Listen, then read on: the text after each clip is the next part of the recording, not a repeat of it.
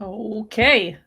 It looks like we're live. I see us live on X, and it looks Awesome. like we are live over on YouTube too. So that's great. I have Sweet. with me Brian Holshouser, if I say it right. And we are here today because his book, Nakiri's Last Stand, is out today. So we're going to be talking about that. So I'm going to give a quick introduction for Brian. He began writing songs at age 11. He carried that habit forward as he grew, and it turned into long form storytelling around 2012. He's worked in civil service with the Air Force for 14 years, but is now an entrepreneur running multiple businesses. In March, he debuted his first YA fantasy novel, Gwen's Kingdom, The Electric Moon, and today he is launching a fast-paced 2-hour YA fantasy novella called Nakiri's Last Stand, Battle for Valtorin. Um, with his roots in songwriting, Brian's style leans towards the poetic, blending emotion, mystery, and immersive detail. His stories reflect not only years of creative exploration, but a deep love of immersive adventure. So, hello, Brian, and welcome. Hi, Jessica. Thank you so much for that wonderful intro. Absolutely. So, at this point, what we're going to do is I'm going to give you a couple minutes here to go ahead and pitch this story that has just come out. We'll clip this and it'll be available to folks. So, we'll let you tell us what we're celebrating today. Okay, so today I'm releasing the first novella I've ever put out. So it's a little bit faster paced for those who have read my other book. There's a lot of character development, a lot of time spent with the story before it gets into the adventure part. And this one's kind of almost the polar opposite. You're going to get in the adventure within chapter one, and you're going to feel it. And so it's made in a way so it's very immersive, but also very adventure heavy, real quick. Not to say there isn't character development, but I really wanted to get something that was a little more action heavy up front to kind of draw people into the universe. So if you've read Gwen's Kingdom, you're going to already have a bit of a footing in some of my stuff, like it's in the same universe. So you're going to know some about the magical system, and you're going to sense a few crossover things because eventually these arcs are going to meet somewhere in the future. So just kind of a little bit of a teaser there. But for those who have read Gwen's Kingdom, if you're looking for something like that, this is going to be a lot faster paced, a lot quicker read. But at the same time, I've spent a whole lot of time trying to make sure it was still poetic, engaging, immersive, all the things you want in a book, just a lot faster. So it's I think it's still written in a way that you will enjoy it. Like so far, everyone that's read it said they really enjoyed it. So I hope everyone that continues to read it enjoys it. But in the end, I think it's still really a good read, a good quick read. It's very entertaining. It leaves you wanting more. At least that's what people tell me. So I think it's good if you like fantasy. You want a little bit of a hint of some sci-fi in there. This is probably a good book to give it a shot. So Awesome. All right. So, that's a good kickoff, good introduction. With that, we have some action fans there that are excited about this. Uh, from here, I'm interested to know more about where the story came from. So you worked on your first story, you released that in March, and you just mentioned that this is in the same essential world. So I'm curious to know, was this planned as you were writing your first book, or is this something that came up after that you wanted to add to it? Like, what was the genesis of this idea? you're prying for spoilers. So all right, I'll tell you.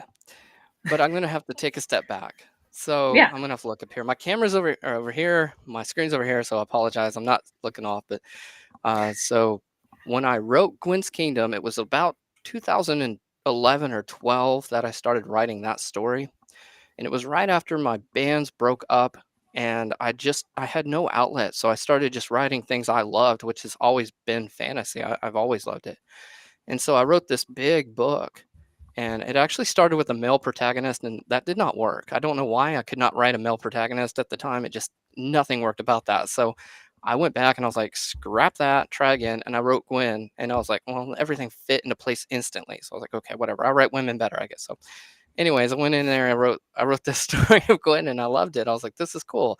And I kind of wrote it for me and maybe a few friends and a few of my family members that I thought might maybe read it one day, or maybe my kid, you know. And so I wrote this story over like 3 or 4 years roughly, and just kind of added to it. And it ended up being a massive book, and it was like way too much to put into a first novel. And I was like, okay, I have to cut this down. And so I did. I was like, okay, I can cut this really short here in that first like book, right? So I did that, and I reorganized it, and I did something I did not believe I ever wanted to do. And I don't know if you storyboard or not, but like in a book that big, storyboarding changed. Here, I actually have it over here, I think. Yeah, so I went in and I like storyboarded this thing out. I forgot I had that over here. And so I went in and I kind of orchestrated everything. I was like, I kind of wanted to do this like I know music, and just put the scenes together in a way that I felt flowed. And after I did that, I kind of looked back and I was like, okay, I can do this. I could put this at least on a trilogy, maybe 4 or 5 books. And when I released Gwen's Kingdom, I noticed something. I noticed something really interesting. Anyone who makes it through the full book tends to like it, but I hear a lot that it's a long read. It's a 340-page read, about 104,000 words. So for an introductory, a lot of people say, okay, it's a little bit of a long read. It's a dedication. It's a fun read, but you have to get into that. So I started seeing people put out these novellas, and I knew I had some stories that were people keep asking me about in Gwen's Kingdom, and I've had requests to do short stories for those characters or those arcs. And so I was like, I don't necessarily want to tap that yet. Maybe one day I will. But there was one that I just have not talked about. It's in future books anyway. And I was like, you know what? I can take that arc. It was already a written story in some regards, and I expanded it by 20 times, and now maybe more. And now I'm like, okay, I can definitely play into this a lot. And that's where this book came from, Nakiri's Last Stand.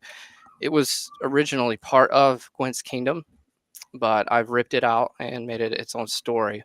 So it kind of has a lot of fun, a lot of adventure, and a lot of exploration to do in that world that this happens in. Where before it probably would have just been a really, really quick, maybe a chapter or two kind of story. And so I'm glad I did it that way. But I also wanted to give the novella thing a shot, because everyone keeps on putting these novellas out, and I see people. I've read a few of them, and I've seen a few of them, and I think, man, these are just fun, easy, fast reads, and they pull me into people's universe real quick. And so I was like, this just feels right as an indie author to kind of take this step, especially since I kind of already have some of the structure for it. But to be able to just pull it and do that and put that structure together in this way, and it fell together super fast for me. In fact, I was writing book 2 one day, and I literally saw Russell Carroll's dog walking video where he says, "Hey, these novellas are really, really catchy." And I was like, you know what? He's right. I've read some of these and I love them. And so I put pen to paper that day, and the first chapter flowed out of me instantly. I was like, okay, this is going to fall together. I'm going to do it. Why not? So I didn't plan to put another book out this year. It just fell together so easily that I was like, yeah, I'll do this. And I had more fun, I think, writing this book, the novella, than I did writing Gwen's Kingdom, because it just was so much fun and easy, and it flowed. So I'll probably do a few more of these in between my main series, just because it's so fun. I mean, to me, it's instant gratification compared to like you spend. I mean, I spent a long time writing books, so the novella is so much easier to me, and it's just fun. So That's great. Like I think I've noticed the same thing too, as far as like the popularity of some of these shorter works. And it does make sense as far as getting a foothold into a world, especially if you have a longer, more drawn out, potentially slower paced story. If you can get people invested in it, I mean, it makes sense to me that that would translate then into more conversions, hopefully to the longer novels, because they're now invested in the world to some degree. So it sounds like this was, I mean, dog walking author, that dates it as far as this year. So you were able to get this out pretty quick. Which is great. So how long approximately did it take to get this to where you felt like you could publish it? well, to be fair, I did have some structure built. So the ideas and the concepts and everything was pretty much there. It just did not have, like I said, I took a chapter or two and turned it into 10, probably 20. So So I can't say I didn't cheat a little. Yeah. So I did have some already written, but the full thing, I think I started. It was probably 2 months ago, and I remember I messaged Russell Carroll at the time, where I said, "Hey, I'm literally thinking about doing this," and I think oh, there he is. Yeah, he literally said something like, "Go for it," and I was like, "Okay, maybe I will." And I talked to my wife, and I was like, "Should I pause?" Because I left Gwen's Kingdom on a pretty bad cliffhanger, and so I was like, "This might buy me some time to like write the second book, a little bit." Because people have read Gwen's Kingdom, they message me and they're like, "Okay, where's the second book now?" Like instantly. So it's like, okay, yeah, maybe this will buy me time to like finish up that book right, and then move on from being and still draw people into my into my world without making too many fans angry. So I hoped. I may have actually made it worse. I don't know. Now I gotta write 2 books. Now I gotta finish up 2 series. So I don't know. Maybe I did the wrong thing. I don't know. It's kind of a risk either way, but it's fun too. So Awesome. Got Russell's very busy. He thought I something guess wrong. yeah. Yeah, he Yeah. said he thought something went wrong when it ended. Like, what is this? Yeah, it's a pretty good cliffhanger. It's one that I think most people, when they read it, a lot of people love the ending of Gwen's Kingdom, but there is enough there that it does make you like want that rest of it. And you can thank my ARC readers, because I actually have another chapter I put in the book originally, and they said don't end it there, cut it back. And so I was like, okay, I will. Too many people said don't, and I get why it would have ended kind of on a different note. And so I like where I ended it, but at the same time, I think when the ARC readers go in the next time, the new ones or the beta readers are gonna see like why I didn't continue the story. So That's interesting. All right, so you started Gwen's Kingdom. You basically storyboarded out this big, more epic piece. So it sounds like you, for the most part, have had. Do you have like the whole thing kind of plotted out where you know where you're going through the whole arc of the story? well, so I've been working on the second book a lot, and what's interesting is I have a lot of it written already, but I'm going back and I'm rewriting it because I think I'm a better author now. I've read more books. I put a lot of time in reading people's comments about what they like, what they don't like, where it gets long winded, where it needs more information. I just feel like I've grown my talent and skill more since 10 years ago. Yeah. So I mean, there's something to develop. And honestly, audiences have changed. 10, 20 years ago, you could write a book like Patrick Rothfuss or The Lord of the Rings and kind of get away with it, a bunch of info dumps. Now it's like you try that, and a lot of people get bored and they DNF your book just because you have a couple pages of it. So it's trickier in some ways, but also you just adapt. You adjust. So I'm glad I'm able to kind of go back now and do that. I don't know. Part of me does wish I published right after I wrote it, and then there's the other half of me. It's like I'm glad you waited. So yeah, and I do have. I'm not gonna say how much, but I do have a chunk of the story. I'll probably just go back and rewrite and make it better. And that's kind of what I'm wanting to do more than anything is just make it good, make it even. I want to. I don't know. I want it to be better than the first in a way, because Hmm. the first is so coming of age. It's it sets a lot of the stage. There's slower burn in the beginning because of that. But at the same time, I feel like I did it right because I wanted good characters that people fell in love with and wanted to see the story. So uh, as much as a risk as it is to do that these days, I felt like that was worth it, at least in this book, in Gwen's Kingdom. I will do that more with Nakiri's Last Stand, but I'm kind of putting the cart before the horse because I want the action to still draw people in enough that that 2 hour read is fun. And so probably book 2, 3, 4, you're going to see these novellas kind of they'll explore more of the past. They'll lay out more of why Nakiri is who she is, what she why she does what she does.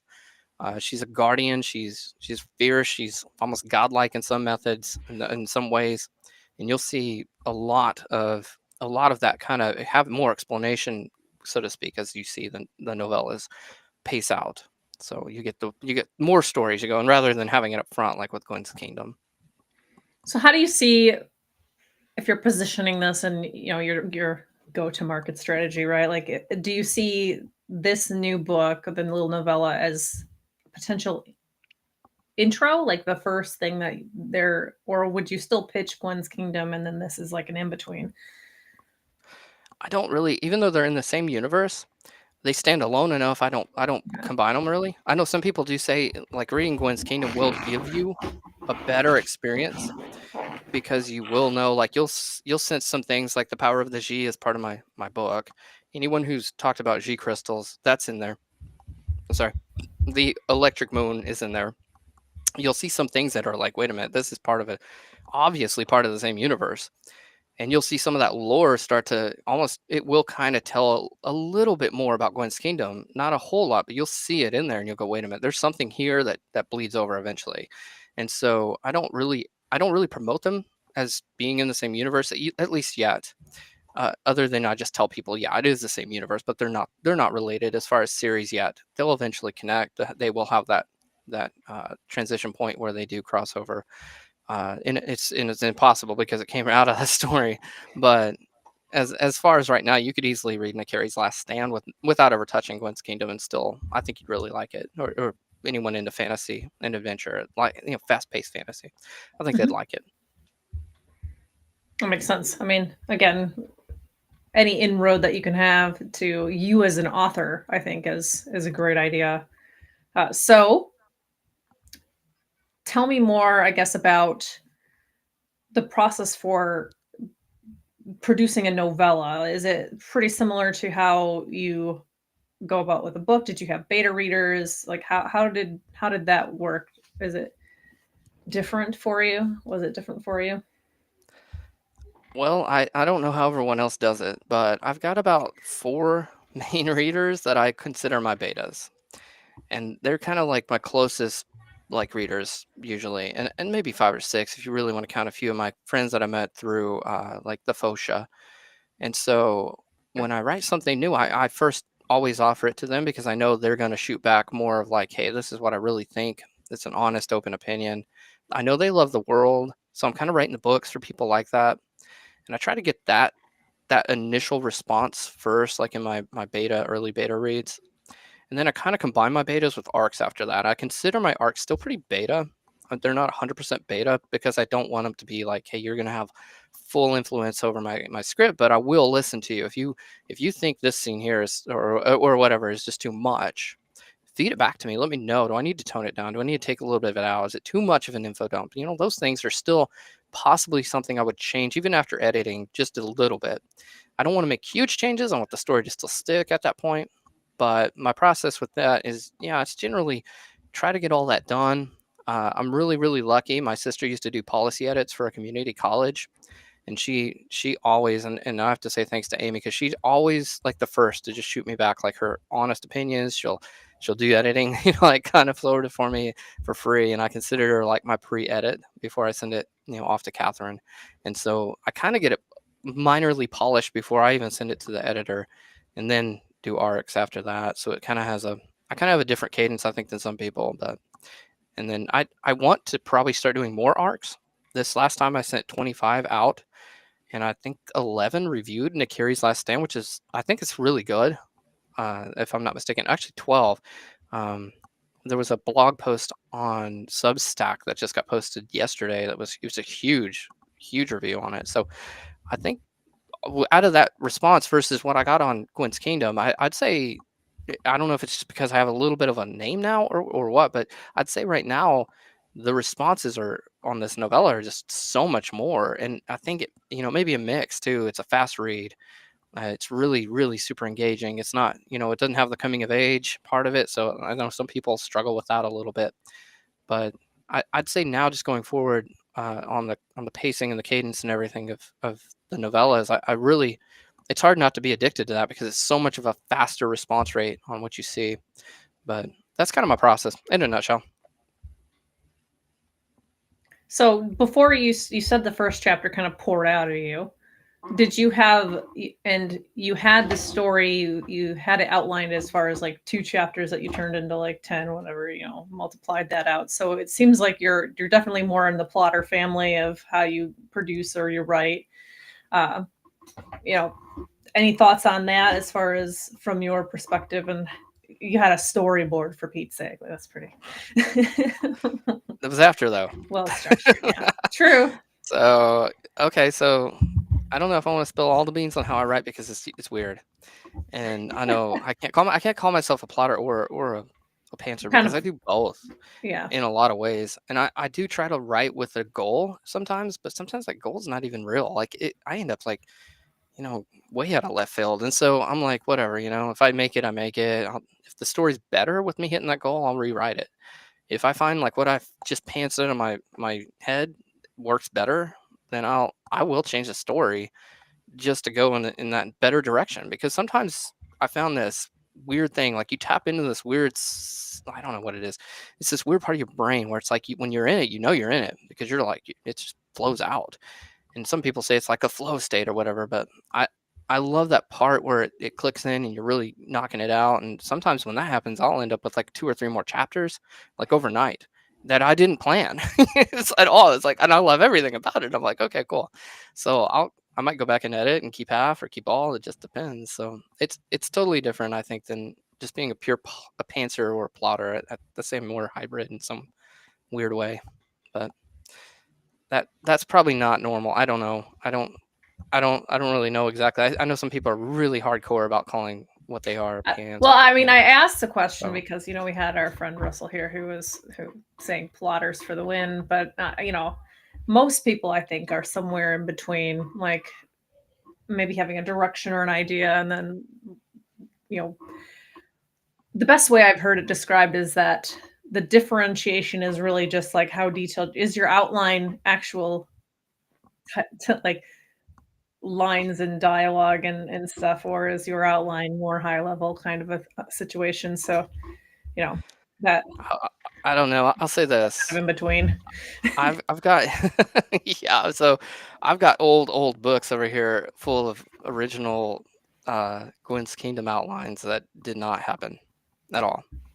And and it's not like they're bad stories, but when you got 5 or 6 books full of that stuff, and you kind of go, okay, well, that I just don't feel it anymore. Or maybe you're in the writing process and you go, this doesn't really, it doesn't hit the way I want it to, or something, and you might change pace or course at some point and say, okay, I think I know what I really want to do here, and you kind of rewrite your outline too. So I've I've got just a weird way of doing it. It has to work right. Like if I read it later and I just don't like it, I don't want to keep it. It bothers me, like because I want my readers to enjoy it, and if I'm not enjoying it, then I don't know. Maybe they would, but I don't like putting out stuff. I want to like it. So Yeah, at the end of the day, it has to rub with me first.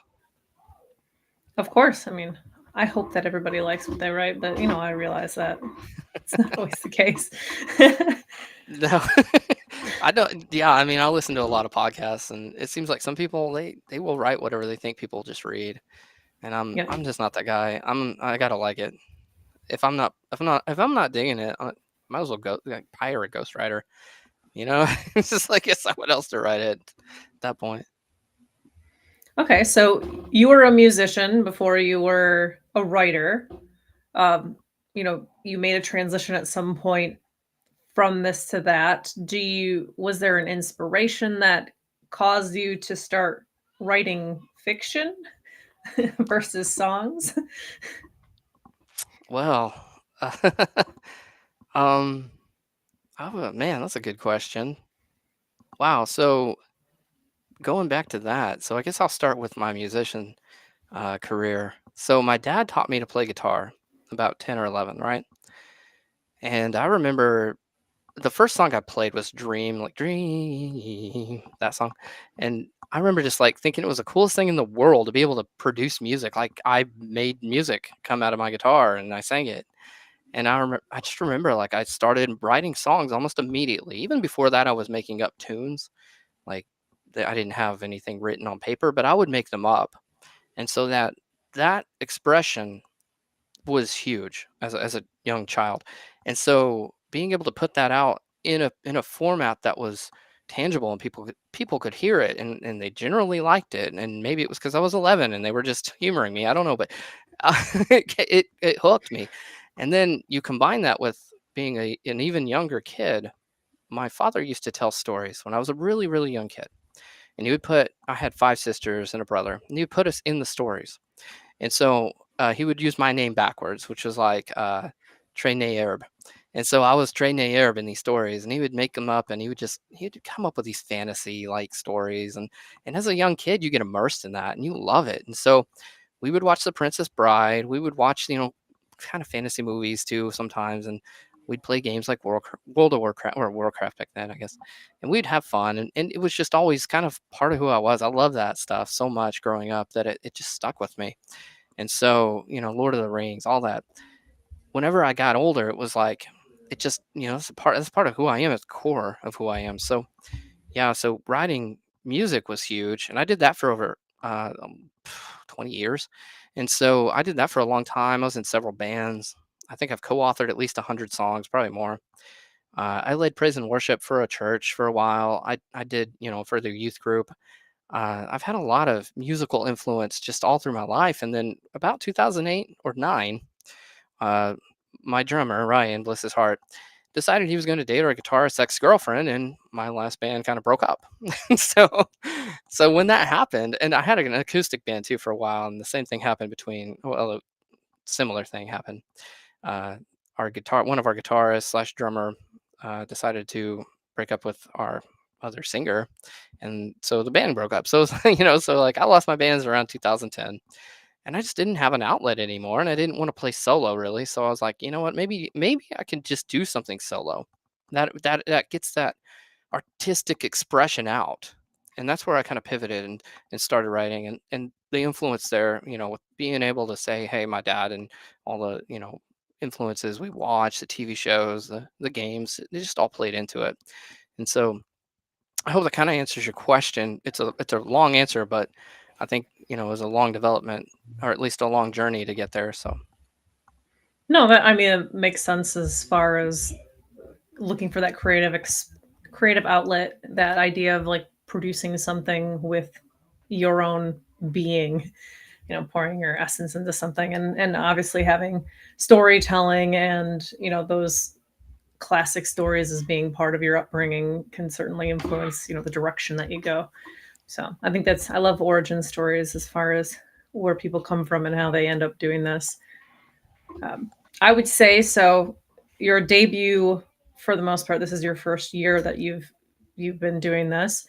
It seems like you've done phenomenally well as far as being able to get yourself out there.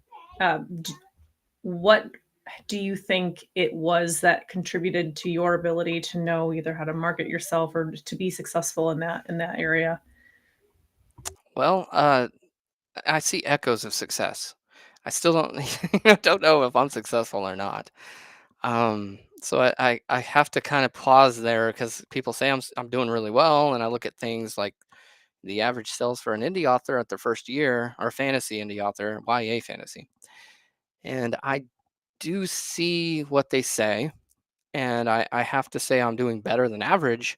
But is it enough to stick in the long run? Am I doing like, is this the right way to do it? I don't know. I feel like I'm making massive experiments go all the time with what I do.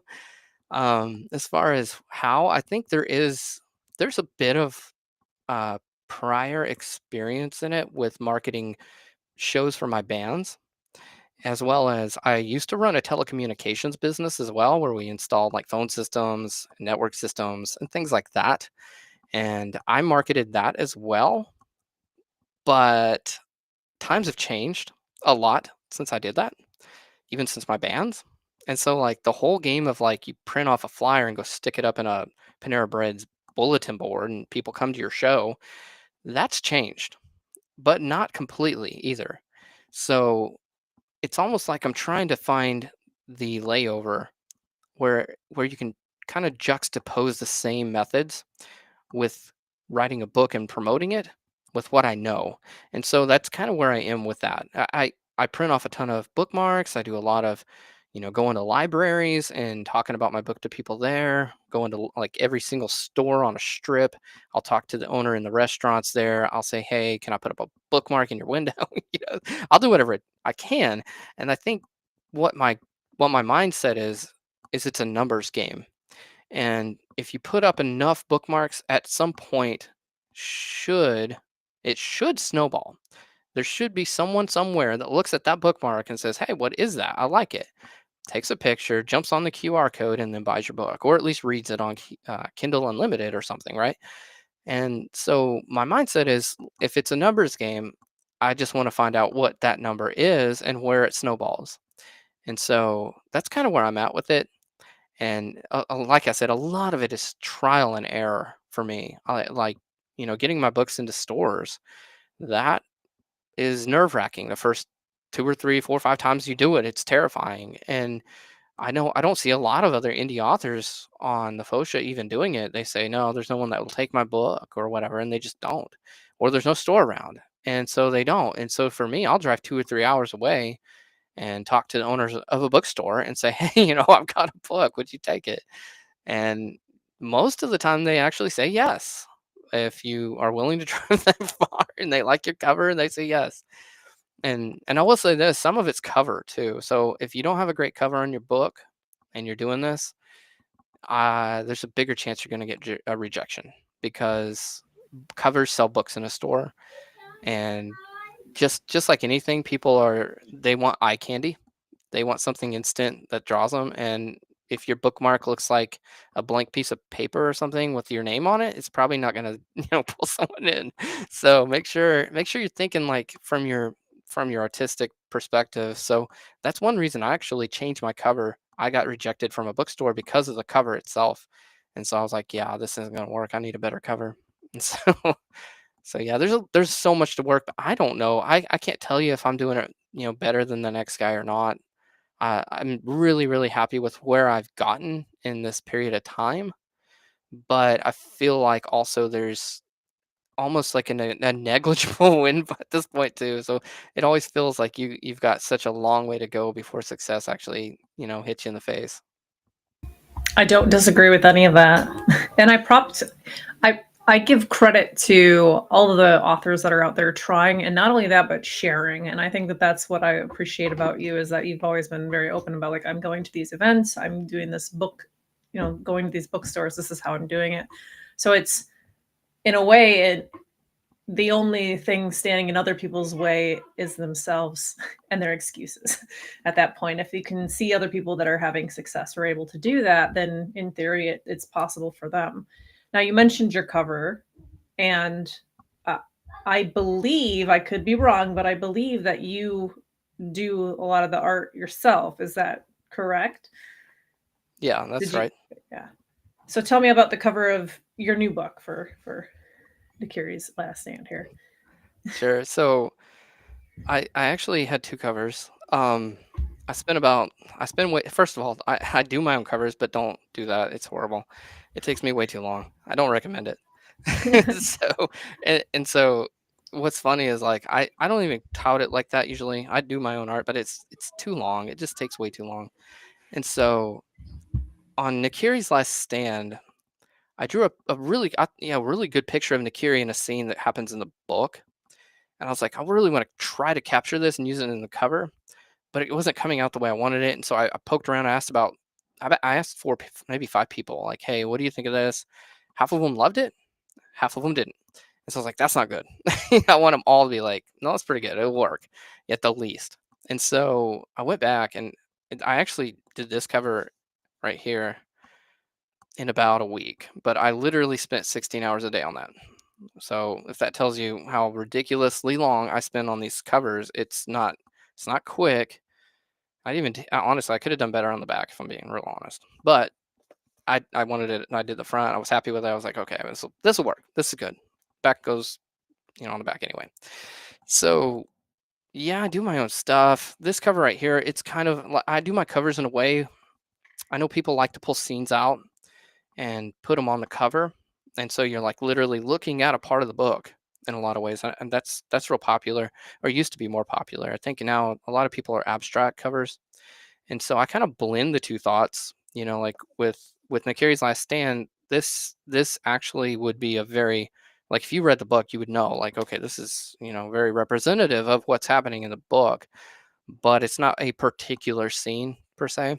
And the same with Gwen's Kingdom. It's got enough of the elements in place that you would know, like, oh, this is, Gwen from the Electric Moon, but it's not like a particular single scene.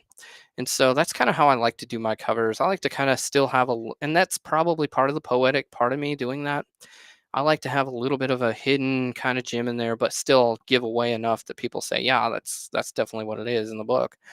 So that's my thought behind doing covers. I'm probably somewhere, between the two popular thoughts, I guess, on it, where some people are super abstract and it's like you get a snake with an apple or something, and then other people are like, no, you're gonna get the battle at the end of the book or something, So yeah, I'm probably in the middle on that.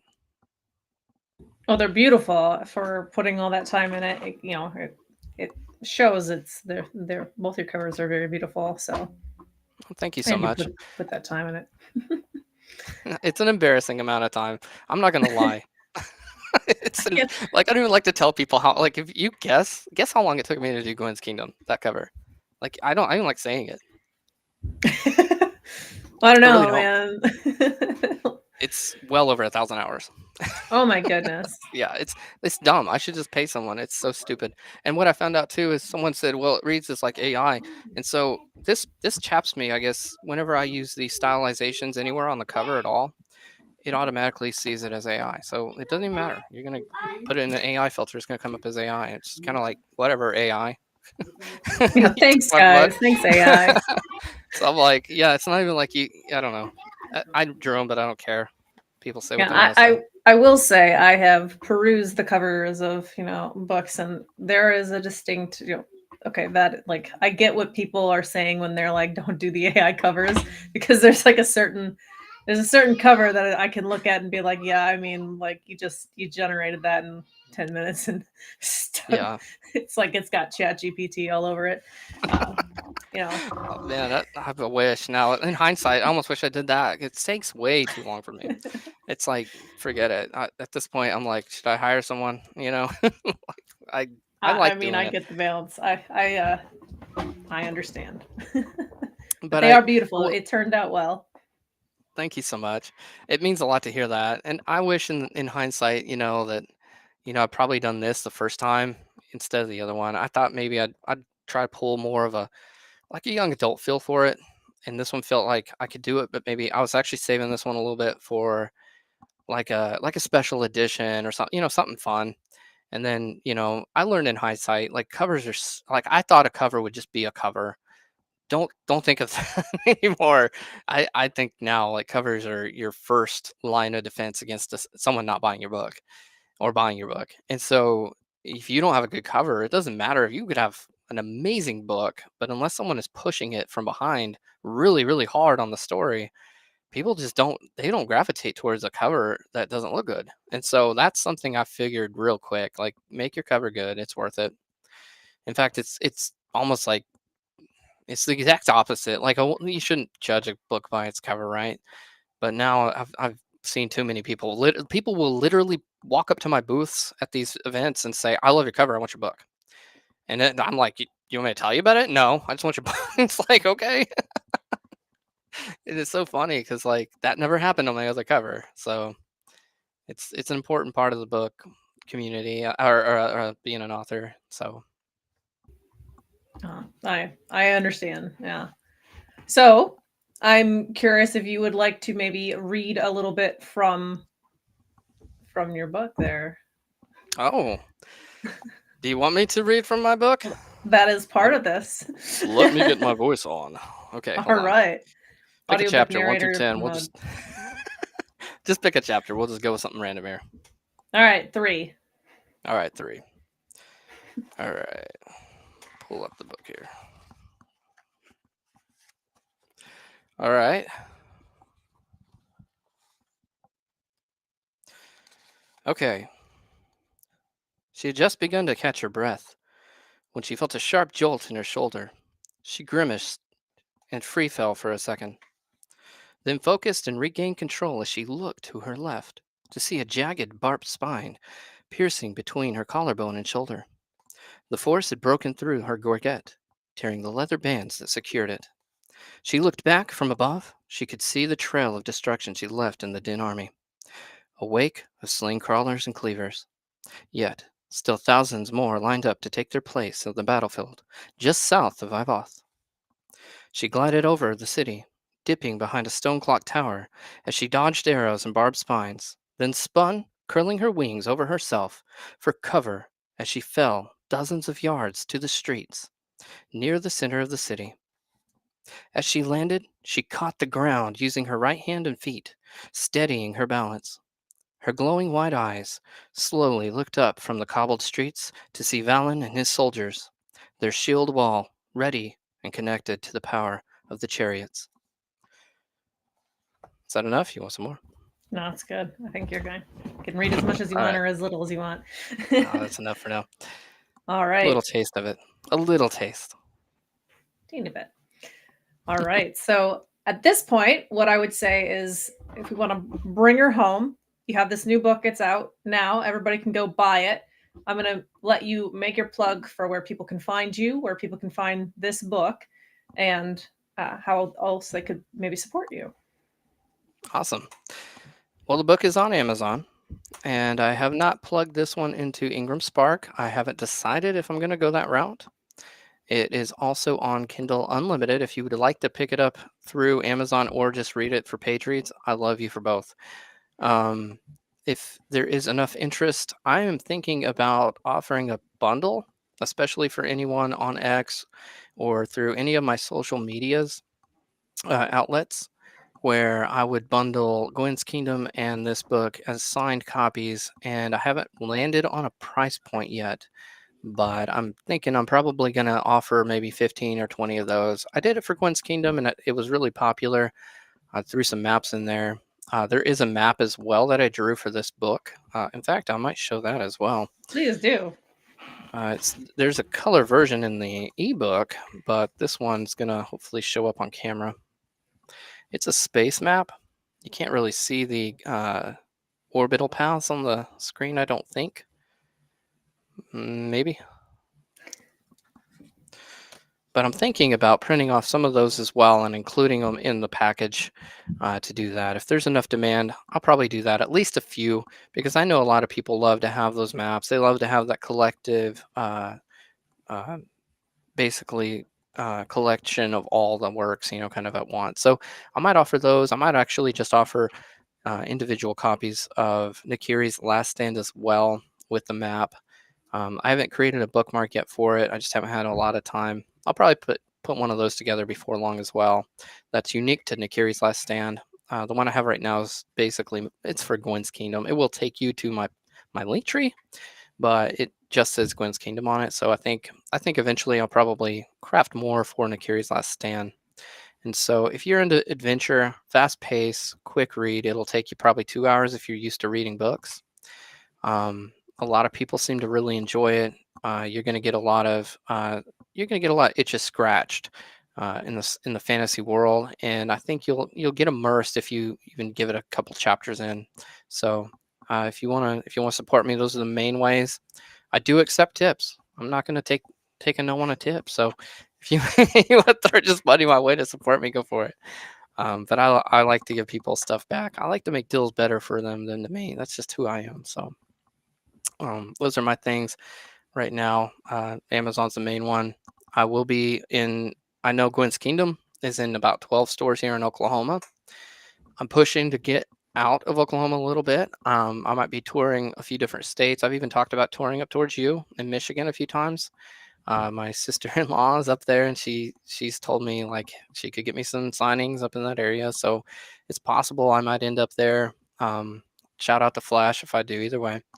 Uh, so maybe not. I'd love to see more of the world of the U.S. as far as an author and actually go out and do some of those, cons and things around and travel. And I've seen some other authors do that with some really, really big success. So I'm kind of deciding whether or not I want to take that as the next step or not. But if I do, if I'm coming into your area at all, stop by or say hi or whatever it takes just to come see me. And you don't have to buy a book, just come say hi. Sometimes that's the biggest thing in the world to, an author get some local fan support there. So that's my thing. Gwen'sKingdom.com will take you to my link tree if you want to explore all my different socials. I'm on there.